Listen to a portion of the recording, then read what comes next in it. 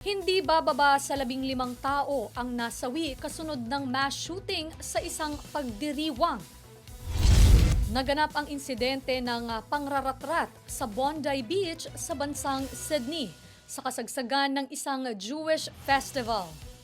Ayon sa mga otoridad, terrorist incident umano ito na pinupuntirya ang mga Jewish Australians.